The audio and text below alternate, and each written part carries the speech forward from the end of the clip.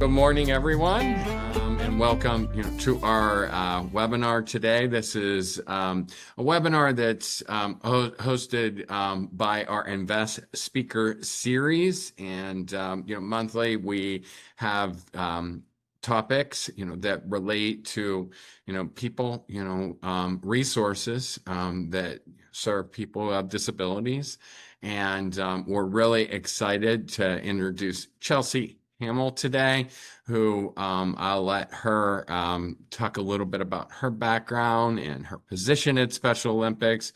We'll give a really nice overview, talk about all the services and supports that Special Olympics offers our community. And I believe this is national, right? Chelsea, everywhere you go, right? Yeah, international, actually. International, yeah. I myself am a Special Olympic powerlifting coach, and we've missed worlds a few times. We're really excited. We're going to state. I have two athletes that I coach from Westmoreland County that will be going to Villanova beginning of November. We just had our sectional powerlifting event at Slippery Rock. So that's what you see in the background, the banner. But I'm the director of person-centered supports at Achieva.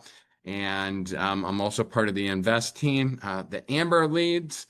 Again, we want to introduce and welcome our speaker. I'll let Amber say a few words and we'll be on our way. Thank you, Jack.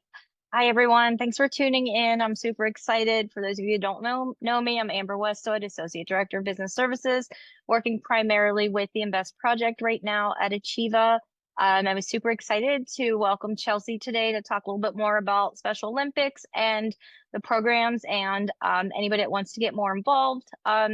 She's our go-to person, and she's going to explain everything that you want to know. So thanks for spending the next hour with us. If you have any questions, just please put them in the chat, and we will make sure that we address them.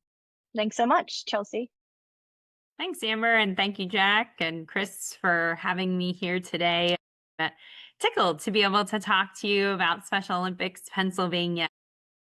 I am a believer in the power of relationships, so I'm just going to start by telling you a little bit about me in hopes that I some way intrigue you and you feel compelled to listen through this hour about Special Olympics. Let me first start, though, if you're like, I know about Special Olympics, great. We're so fortunate to have you involved. My hope is that by listening to this today, you feel inspired to continue participating or volunteering or donating to Special Olympics. If you're unfamiliar, my hope is that you understand the many ways that you can get involved. You can volunteer as a coach, you can volunteer as an event organizer, as a fundraiser.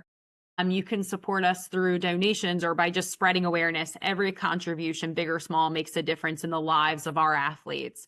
So a little bit about me. Again, my name is Chelsea. I serve as our Vice President of Mission Integration. And before I formally worked for Special Olympics, I was a volunteer. I was a coach in high school, and then during my undergrad, my university hosted a local event.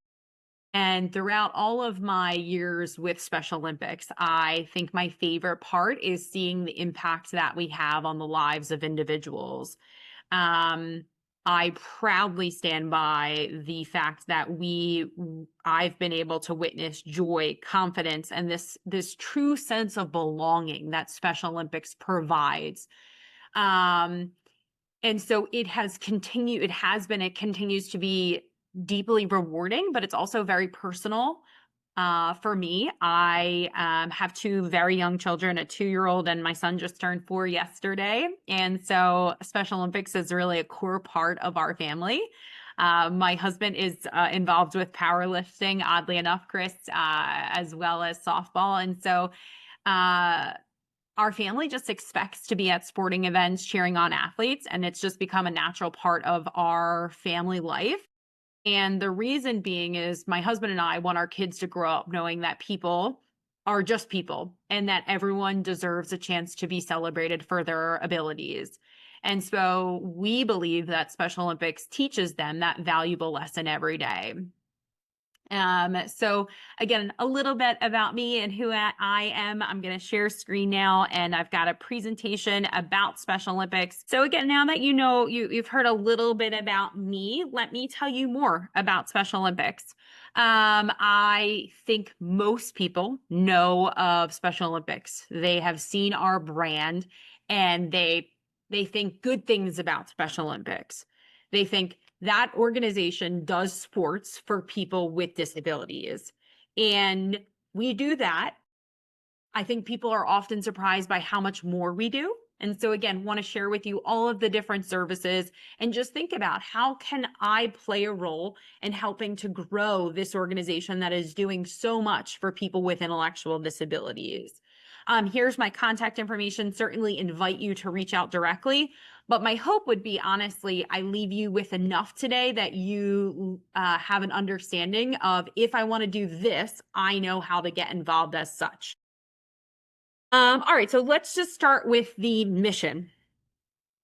We've been around for over 50 years now. We started by Eunice Kennedy Shriver. She was our founder.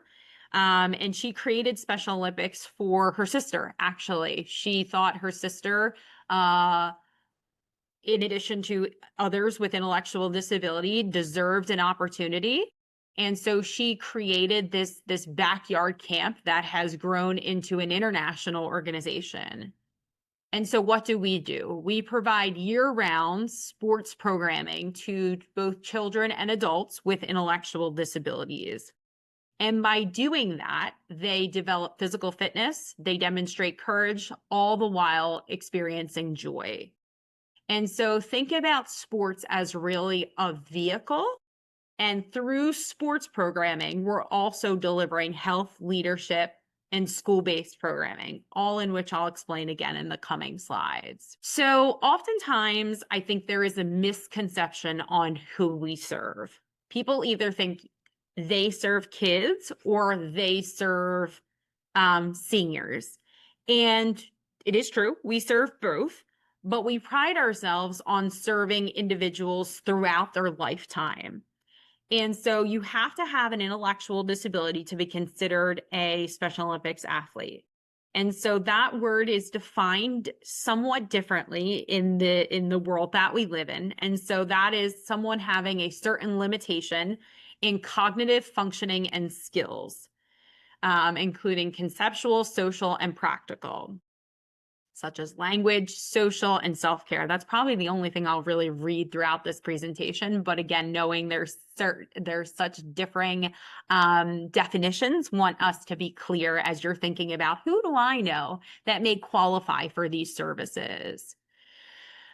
So again, we pride ourselves on offering programming throughout the lifetime. And so our programming can begin at ages 2 through our Young Athletes program. And so that's inclusive, meaning it's not just for individuals with intellectual disabilities. We have individuals with and without intellectual disabilities really working on their fine motor development. It's also a great, as you can imagine, program for parents that have just recently received the diagnosis of your child has an intellectual disability. They're parents that are coming together and supporting each other socially. I'll talk about Unified Champion Schools programming, but that is basically Special Olympics programming that is brought to the school, whether that's elementary, middle, high school, or at the collegiate level. And then community programs is where we today have most of our programming happening. And so this is just like Jack said, it is him coaching Special Olympics athletes out in the community. They're showing up at a YMCA and they're working out 1 to 2 times a week. Sorry, I'm so sorry that I would like to say that I know how to turn those off, but I don't want to mess with it and accidentally get disconnected. So as noted, Eunice Kennedy Shriver started Special Olympics over 50 years ago. And during that era, they had worked very hard to become a global organization, meaning we are all over the world. There are different chapters across the world. And so we proudly today serve over 4 million athletes and unified partners. So Unified Partner is a person without an intellectual disability. I briefly mentioned that my husband was a Unified Partner. So this past summer, my husband played softball, and on his team were athletes and Unified Partners. Based on the jersey, based on their abilities, you didn't necessarily know who was who, but they played together on a team as softball players. And then, of course, to run our programming, we need coaches and volunteers. And so here's just a look at what we're doing globally. We're all based in Pennsylvania, though, so I promise I will talk to you more about Pennsylvania-specific programming. But again, I want you to understand that we are a global organization. So wherever you go in this world, chances are there's a Special Olympics program for you to get or stay involved with. And so here you can see Special Olympics Pennsylvania. This is where all of us live. I'm outside of Philadelphia. It sounds like Jack, you're and Westmoreland. And so we represent Pennsylvania. And so we are a part of Special Olympics North America. But as you can see, there are other national chapters. And then we all funnel into Special Olympics International. So now in Pennsylvania, what is our reach? What is our statewide impact? So these numbers were as of last year. And as of last year, so we'll soon refresh. I would say right now, I'm fairly confident we'll be close to 17,000, maybe 18,000 Special Olympics athletes. Again, not just in the community, school, young athletes. But last year, end of 2024, we served 15,301 athletes across the Commonwealth. And we are very proud of that number. But I will tell you, it's a small percent of the eligible population here in Pennsylvania. And so I'm urging you to think today while you're here listening to me, whether it's currently or you're listening to a recording, gosh, Olympics is doing really awesome work. I know people with intellectual disabilities that would benefit from their services. Let me get them involved. We've been able to offer over 1,500 competitions, again, statewide, Philly to Erie and everywhere in between. All of that is done through our coaches. We are a huge organization, even in Pennsylvania, but we are still a grassroots organization. And we believe that the most fundamental, important relationship in Special Olympics is the relationship between a coach and a Special Olympics athlete. I'll talk to you more about our health and fitness programs in the coming slides. Again, what I would like you to understand is that we do more than just sports for our athletes. We also offer health services as well as provide trainings for our athletes to become leaders that ultimately help grow Special Olympics, but them too, as well as their communities. So how do we deliver programming? We're a huge state. Again, I'm all the way over here. I think many of you are over here. So how do we deliver programming? Well, we deliver programming through regions, and we've got 9 regions or territories. And in each of these regions, we have staff as well as volunteers that work together jointly to deliver programming. And so just one additional look at our the power of sports. So we offer over 21 Olympic type sports. And again, we'll talk more about the sports seasons here in the coming slides. But because the programming varies so greatly from region to region, it's important to understand that what is offered here in Greater Philadelphia may be different than the programming in Three Rivers. So the programming may be different. Their offerings, how about that? The offerings may be different, but the quality should be the same throughout the state because we have these joint volunteer and staff teams working together. So I'm not sure how many of you had played sports. Typically when I'm in person doing this training, I ask people, how many of you have played sports? And most people say, yeah, not anymore, but I used to. And they share about how positive that experience was for them. And it's somewhat of an aha moment. Like, of course, it's more than just providing sports programming to individuals with intellectual disability. It does all of these things, right? It changes why I get my family and my kids involved at such a young age is they don't have any stereotypes, and I don't want to raise them growing up with their this conception of what people with intellectual disabilities can or cannot do. But that's a choice my husband and I have made. There have been people, right? We know people that have stereotypes and think differently of people with intellectual disability. They can't do that. They could never score a touchdown. They could never run the 50-meter in that time. And so by bringing them to our events and exposing them to what they can do, it changes their attitudes towards people with intellectual disabilities. Oftentimes the R word, which again, I don't typically say in my presentations, I hope you know which word I'm referring to, a word that used to be used medically to describe a person with intellectual disabilities is still used, and it's used in a way that is not derogatory. And so again, you meet Joey and you're like, I'm not going to use that word anymore because I know Joey, and that would be hurtful to Joey. I'm going to go the opposite way just because I'll end with kind of healthy eating and activities. Again, we're going to talk about our school programming. When we're bringing Special Olympics into the schools and it's unified, meaning there are individuals with and without intellectual disabilities playing together, it's going to reduce stigma, it's going to reduce bullying, and it's going to reduce the exclusion. Johnny no longer has to eat alone because his bocce teammates are inviting him to come eat lunch with him. Of course, it's encouraging young leaders to step up and lead their team, lead their school environment. And by doing that, it's building these inclusive these inclusive environments or these inclusive communities. And then, of course, just by participating in sports, it's going to promote healthy activities and interactions, right? They should be coming to sports. I think Jack would say, at my powerlifting practice, I'm asking them to refill their bodies with water and not soda. And when they go home and they're starving because they had an amazing powerlifting practice, when they go to eat dinner, they should not be eating a pizza pie. They should be making grilled chicken, right? And so we're encouraging healthy habits that hopefully alter the individual, but also the family dynamics. We know so many of our athletes rely on different supporters to help them with their daily interactions. So let's now talk about Pennsylvania specific programming. And if you have a question about what's offered in my area, I think the best place would defer you to our website, but I'll try my best to answer what's available in my area.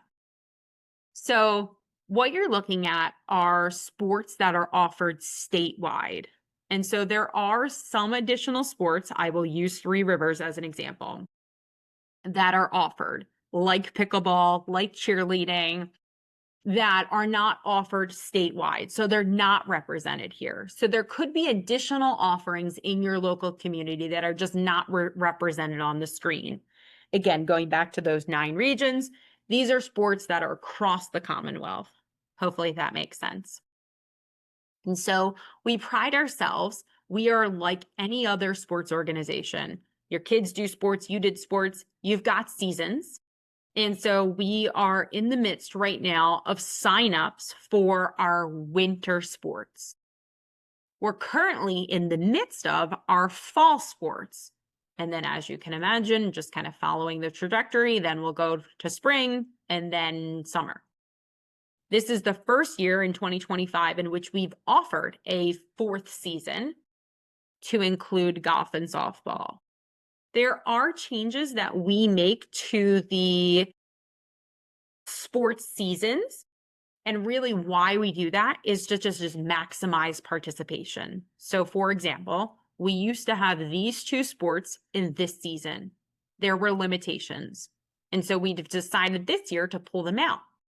And so I wouldn't get stuck on what sports are offered in which season. It's important to know that we operate like any other sports organization. And we have seasons and we have timelines associated with each season. So now let's talk about what does that look like. So we encourage participation all year long.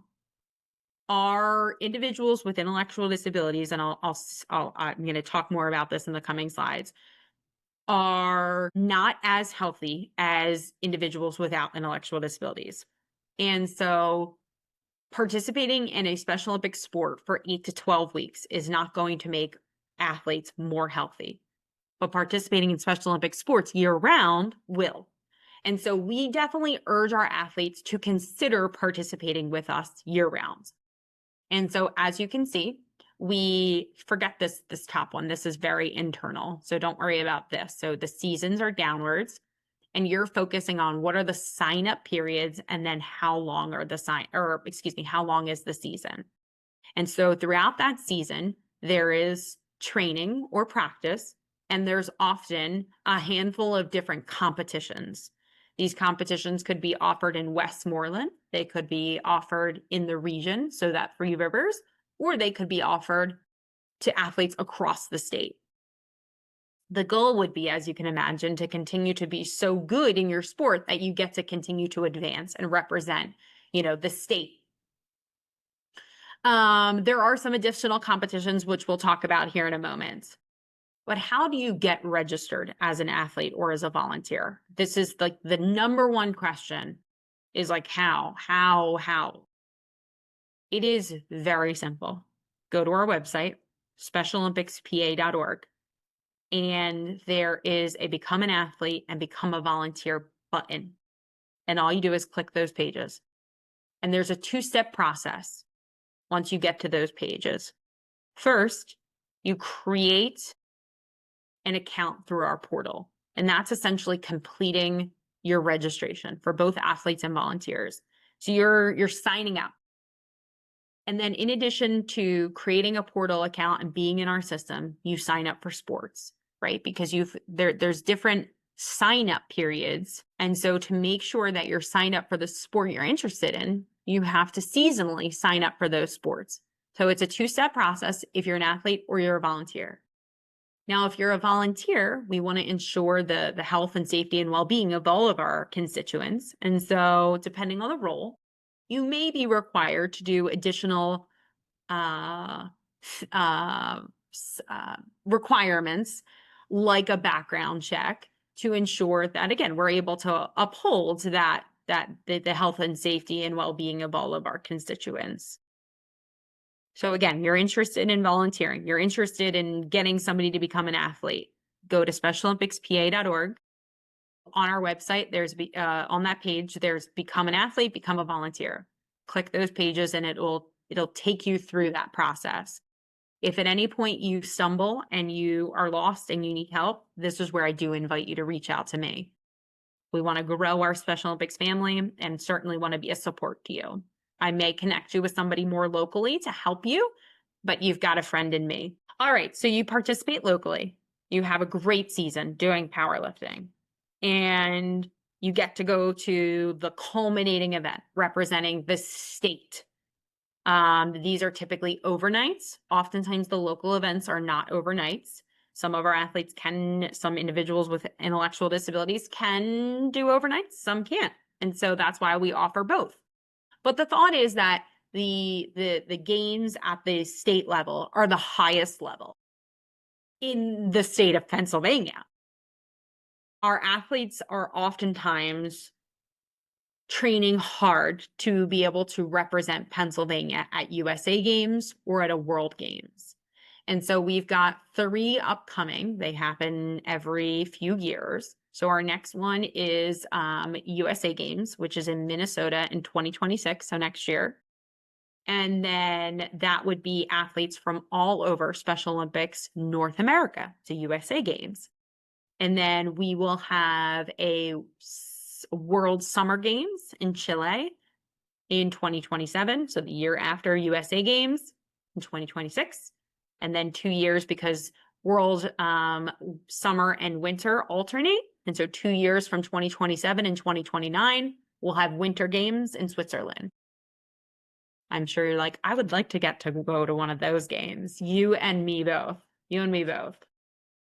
They were offering chances for staff to go to Minnesota, and I'm like, I think I'll wait till Chile or Switzerland. So hopefully that's enough about our sports offerings to leave you inspired, excited to join. But as always, drop a question into the chat or to the Q&A, and we've got time towards the end where we certainly will answer any that come in. So our goal of Special Olympics, of course, is to provide high quality sports training. Additionally, though, our goal is to empower people with intellectual disabilities to become contributing and respected members of their communities.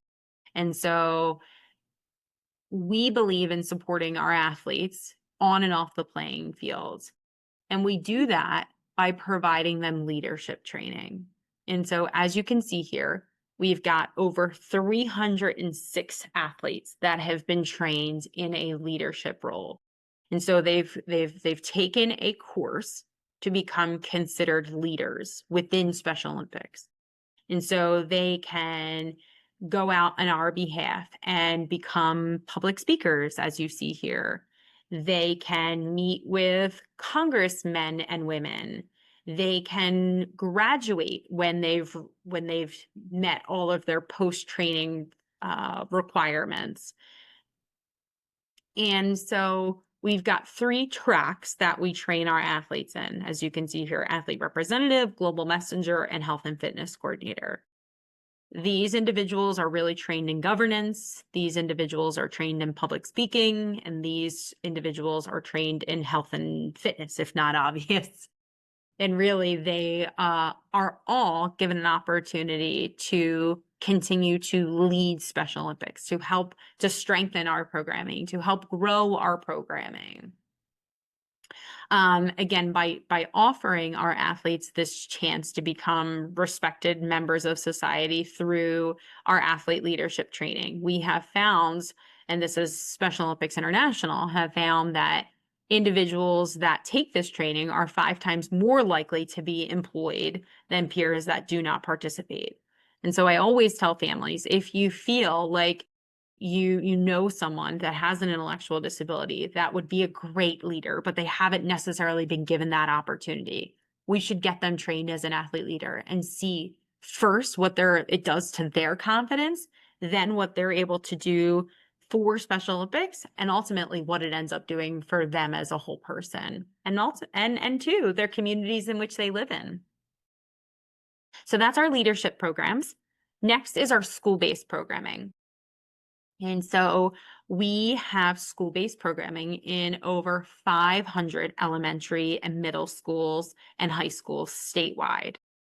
And so again, the state of Pennsylvania is very big, as we've already mentioned, Philly to Erie and everywhere in between. Throughout the state, we have over 500 schools, elementary, middle, and high school, that are offering what is called Unified Champion Schools programming. And there is 3 components that make up a Unified Champion School. So the first is an interscholastic unified sport. And so this is not necessarily something, if you're sitting here listening there, like, oh, I'd like to start. We go through an evaluation of the school to make sure that the district, the principal, everybody, the athletic director, everybody is supportive of this programming. And then the programming is basically offered to the school. And so 3 components: interscholastic unified sports. This means they are offering a sport, whether that be bocce, track and field, or our newest sport, strength and conditioning, is being offered. And the way that it's being delivered is no different than any other sport in that school building. And it is, of course, unified, so there's individuals with and without intellectual disabilities participating together. Whole school engagement is they are planning an activity, some sort of activity that is going to engage the whole school. Some of this is obvious as I say it out loud. And so they're planning a fundraiser. They're planning a day that they have people sign banners to stop using the hurtful R word. But they're doing something to change to attempt to change the culture of the school. oftentimes these whole school engagements, these interscholastic unified sports wouldn't be able to be planned as effectively if it weren't for the unified clubs. And so this is where you get a social, passionate group of individuals who really work with all of the people, all of the, staff in the school to execute. Our Unified Champions school programming continues to grow, and we continue to see very impressive results of our Unified Champions schools. So 94, of participants said that their unified sports made them healthier, and the staff in the school said it absolutely reduced bullying, teasing, and offensive language, like using the hurtful R word. Moving on to our last program that I wanted to share with you today, again, trying to build on misconceptions, or trying to reduce, actually, not build on, reduce misconceptions about Special Olympics. So we talked about Special Olympics as a sports organization. In addition to sports, we offer leadership training to our athletes, which ultimately betters them as individuals, but also benefits us as an organization. We talked about our school-based programming, which is inclusive, meaning it involves individuals with and without intellectual disabilities, teaching them very early about what it means to be inclusive. And then lastly, we're going to talk about our health programming. So years ago, Special Olympics International had started with what is now called a Healthy Athletes program. And so think about it like this. At an event, Special Olympics is bringing together healthcare professionals as well as students, really important, to screen individuals with intellectual disabilities. It's non-invasive, so we're not necessarily saying, hey, you have untreated tooth decay, we need to do an extraction. But what we are doing is identifying any issues, and then we're giving them education on how to reduce any of the issues, and then we're helping connect them to care. And so Pennsylvania has been doing these screenings and collecting data since 2007, but I will tell you, we've been doing the screenings before that, but really just collecting data since 2007. And by doing that, we've been able to screen on average 1,400 athletes at our events, totaling over 15,000. And I would tell you, this year we're well over 16, probably again close to 17,000 because of the sheer volume of screenings.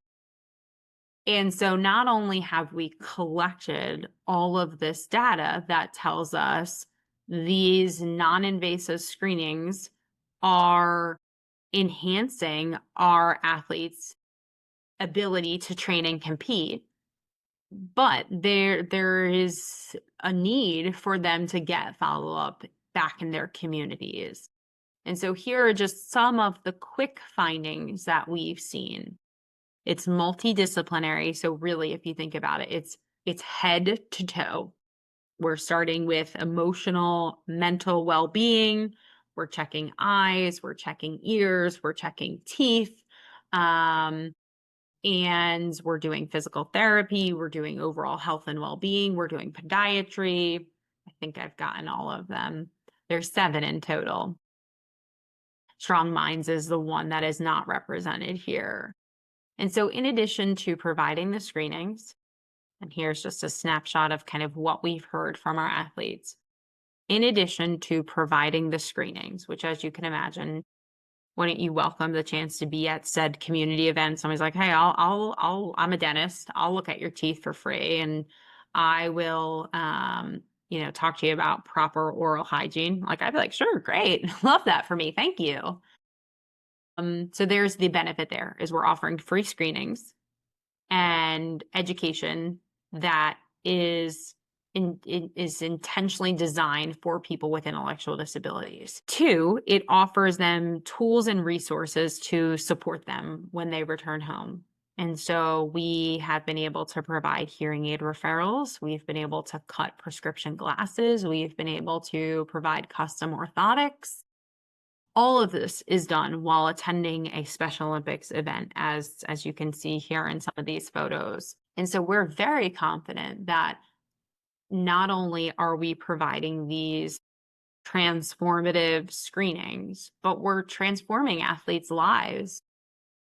In addition to the athletes' lives, we know we're having an impact on. We know that we're having an impact on the lives of our volunteers, both students and professionals.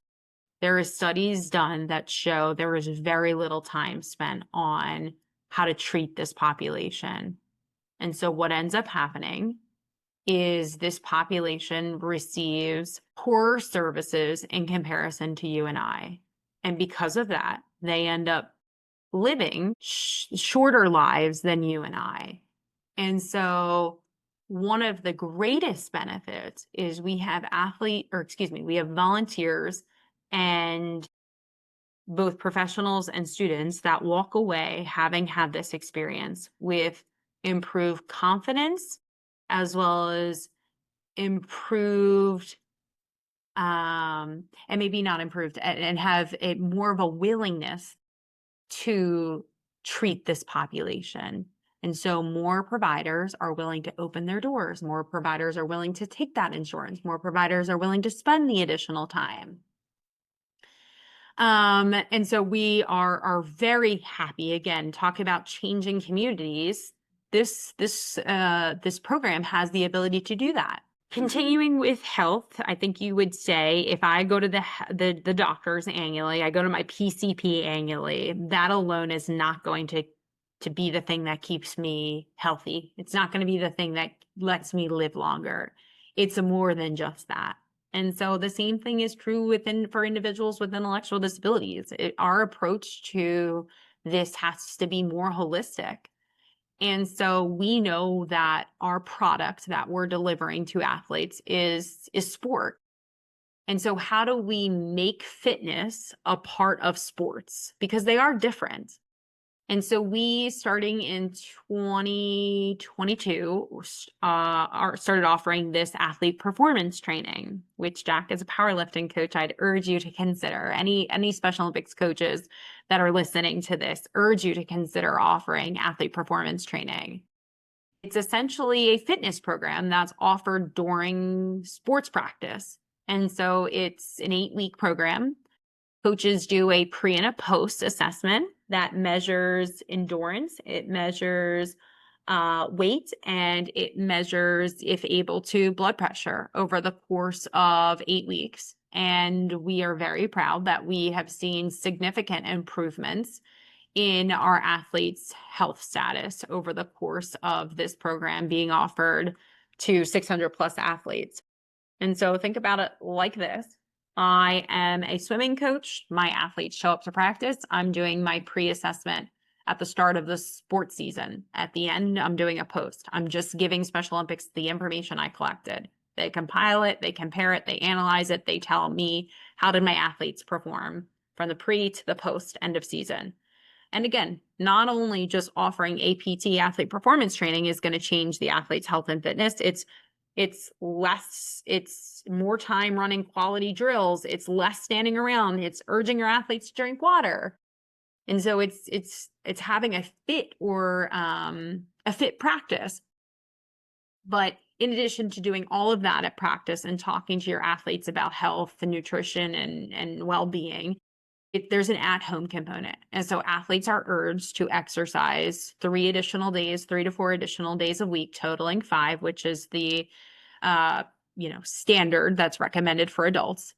And it gives them practical ways that they can fit in exercise. They can fit in or get in, actually, 5 fruits and vegetables daily, 5 water bottles daily. And so that's our athlete performance training program. And so we're holistic. We hope that we're very person-centered by providing the screenings, the health screenings, because we know that there are limitations on access. We are empowering our sports coaches to talk to their athletes about fitness and make sure that they are offering fit practices. And by doing that, we are changing the statistic that people with intellectual disabilities are dying 20 years prematurely. And that's here in the United States. And so we are, again, we're working hard by doing many different things: sports programming, the healthy athlete screenings, the athlete performance training, to ensure that people with intellectual disabilities are not dying 20 years prematurely, and they don't have that life expectancy that is significantly reduced. So in closing, I want to just reiterate that there is a place for everyone to get involved and make a difference. And if you are intrigued, or you could be one of two things, maybe three things, I won't say the third. The third is uninterested. I'm hoping that that's not the case. If you're intrigued and you're like, I want to know more, would certainly invite you to reach out to me. But you could certainly also just show up to certainly take the steps to register, show up to a practice and see, is this an organization that I would want to give time to, whether that be as an athlete or as a volunteer? Or if you're inspired and you're like, I got to get in the game and I need to get involved ASAP, go to our website, specialolympicspa.org. Again, there you will find a become an athlete, or become a volunteer. And you will just go through the steps. Very simply, it's two steps, as I said previously: signing up or registering in the portal that creates an account for you. And then seasonally, we have sports signups. We are signing up currently through October 15th for winter sports. And so I invite you, now is an amazing time for you to consider, I'm intrigued, I'm inspired. The sign up period ends in 15 days. And so invite you to make your way over to specialolympicspa.org, consider the offerings, and again, then pursue getting registered. My contact information is here on the last slide. To my understanding, this recording will be shared with you. Happy to also share the PowerPoint presentation. Invite you, if you've got any questions, would like to talk more about your involvement, your family, your company's involvement, please don't hesitate to reach out. Again, I may defer you to my colleagues who are more regional, but would say happy to start the conversation. Jack, I'm going to stop screen sharing and hand it over to you. Yeah, thank you, Chelsea. I've been involved with Special Olympics for 30 years, and I have questions, but I'll go last. I can always reach out to you. All of us can always reach out to you. It sounds like that's an open door, so to speak, for us. But I do want to, there's a lot of how questions here. Our school district is the first question by Heather Myers. Hopefully she's still on. If not, we'll transcribe this. Our school district is interested in starting an inclusive division of our current athletic association. Is this a program that the school would be able to implement? Great question, Heather. And thank you for asking it. It really depends. And I would say you're interested, and we'd love to have a conversation about interest. What needs to happen is that it's not just one person. It has to be a really system-wide change. And so that's why we need many supporters at the school saying that they are committed to Unified Champion Schools. And so I would encourage you, if you've got a school, I'll just reply to the question and give you my contact information.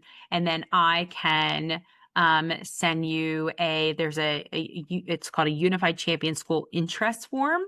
Actually, I'm grabbing it now. I'm going to put it in the chat. And then I would have, instead of you having to contact me, here's that link. Have your school complete it. And then our staff will reach out to you about where you are and if your school has what it takes to be considered a Unified Champion school. It's always hard. You wait a moment for somebody to respond and you're like, oh, actually, you can't respond. Heather, if we didn't answer your question or you've got more, as Jack said, reach out. Yeah, I'll be monitoring the chat. What mechanisms do you use to survey, collect data, just to be able to, demonstrate, the strategies, or the services and supports that you're offering, activities are making an impact with your athletes? It's, I'm sure, something that's on Amber's mind right now, because Invest is a demonstration grant. Out of, the person-centered approaches that we're taking, are being looked at. Are they making a difference? Are they making an impact? Are they helping people have, greater access to their communities and employment roles and valued roles? So, just interested in, your data and how you're collecting that. Thank you. Totally. Yes. Love to talk about this because we believe that the number one way for us to grow both our athletes and volunteers is to not lose our current athletes and volunteers. And so how do we make them happy? And so we measure it's not their happiness, it's really their satisfaction and their loyalty. We measure that seasonally. So at the end of each season, we ask anyone that participated with us to take a survey. We're averaging about a 20% response rate. As a nonprofit, that's pretty on par. And so we're happy with that. Of course, we'd like to see more. But what we're looking for is, of course, people to tell us how we did. How were my uniforms? How was my coaches? Do I feel like they were well equipped? How was communication? And so, of course, all of that quality data certainly helps us. But the quantifiable thing that we collect in these surveys is called a Net Promoter Score, or an NPS. And really, that's a loyalty metric used in customer experience. And so it's just telling us how are our customers' loyalty and satisfaction. And we're very proud. We're averaging anywhere from like a 4 to a 4.5, which again is really good. And so we're committed to monitoring. We're committed to asking hard questions and saying, where are we performing well and where do we continue to have opportunities to grow and do better? Great. And thank you. Heather says thank you as well for answering her question. She was unable to answer the link, open the link, excuse me. So we're going to, have to email that information to her. And she left her email address in Perfect chat there. So, you mentioned the APT, and, I love the fact that it's person-centered or athlete-centered. That's essential. Every athlete's different, obviously. And, whether you have a disability, intellectual disability, you're on the spectrum, it doesn't matter. Every athlete, every kid, every adult is different. And I love that, you're, arranging your supports in a way that are accessible to all. But, with, the APT, just personally, I'd love to know how to access that. Is that just on the website? Is that something I'll get as a coach? Can you speak to that a little bit? Sure. Yeah. Two things I would say is it lives on our website. So does a million and one other things. And so understand by just saying go to our website is not always the most intuitive. Yes, Jack, for you, it just is under Beyond Sports, I think it is. There is a fitness program, and it shows we've got actually 3 different fitness programs, but the one that we promote the most is our athlete performance training, just because it has the potential for greatest impact.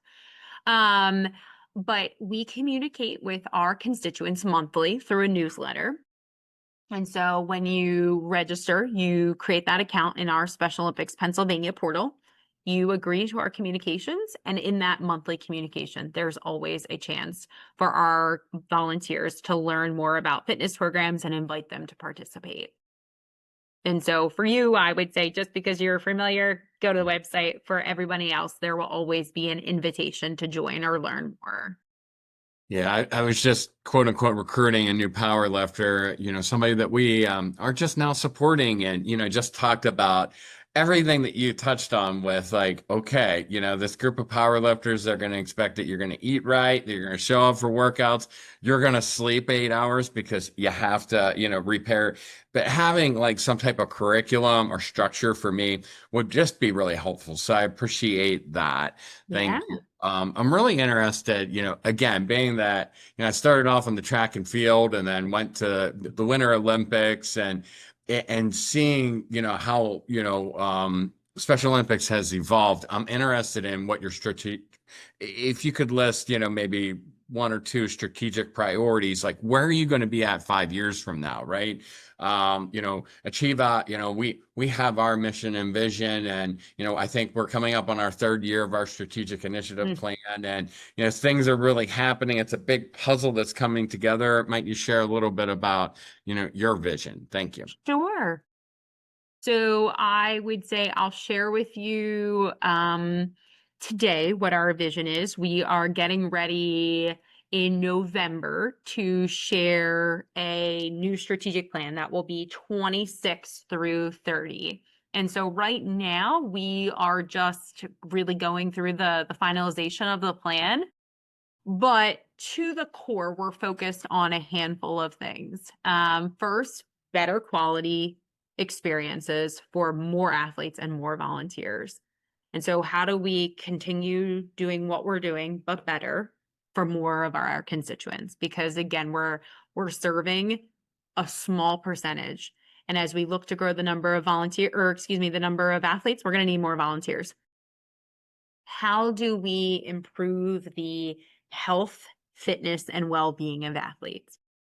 It is fundamental to us that as a sports organization, we can do something about athletes dying 20 years prematurely. And so how do we do that? Well, we expand our proven fitness programming. We expand healthy athletes. We build health and fitness partnerships, right, that are going to build capacity.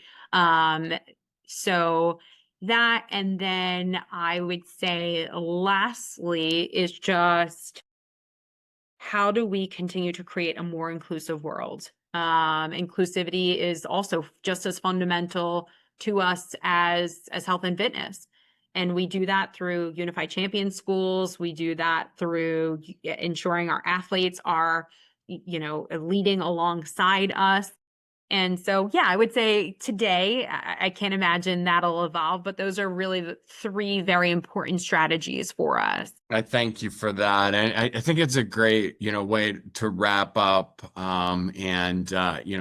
Amber, if you would feel comfortable just talking a little bit about how, we're mirroring that strategic initiative, through your leadership with the Invest Grant, right? I mean, you're impacting, the local community members, businesses, and, promoting inclusive environments. So these spaces are accessible not only to, the possible employment matches that we're providing for these local businesses, but also for customers, right? So maybe you can take us home, Amber, with talking just a little bit, about, how we're promoting inclusion through the Invest Grant. And, we really thank you today, Chelsea, for, sorry, Amber, No. for your presentation. It was wonderful, and look forward to hearing Amber's wrap up. Thank you. Yeah, thank you so much. And Jack's spot on with what's great about the Invest project is we're seeing it, across the board. We work with employers that want to work with people with disabilities and people without disabilities. And we're working with participants, and we're able to go to events such as Special Olympics and even business events and connect people together. And so really that being inclusive is really coming together. through the project and making those connections.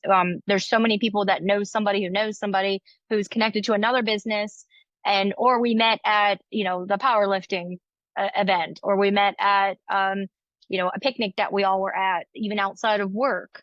So it's really bringing together the community and making it, business isn't so scary at that point. We're all human beings and we're all able to connect. So I think it's really nice that we can all come together and have those discussions and ask questions and be comfortable and say, how do I do this? Can you help me? And we've had a great response, I think, to that. Everybody wants to learn more. And I think with organizations like yours, and we're able to open up those conversations. I really appreciate that. And me, like I said at the beginning, I need to learn more. I feel like I know everything about Special Olympics. I know the brand, obviously, but I don't know these programs like I thought I did. I know the polar plunge. So, and But- powerlifting from Jack. Yeah, but you hit on a good point, Amber. Like you said, so businesses don't seem so scary, right? Well, it's the same thing with powerlifting. It's like, oh, people with disabilities, might get hurt powerlifting. No, there's dignity and risk, and there's training, and now there's more resources, right?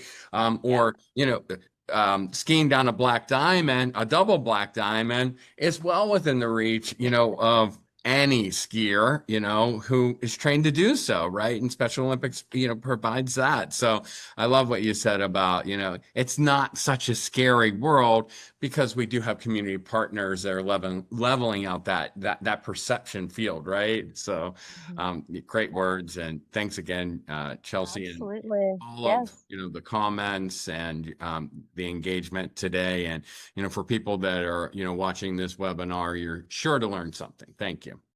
Yes. Thank you so much. Thanks, everyone.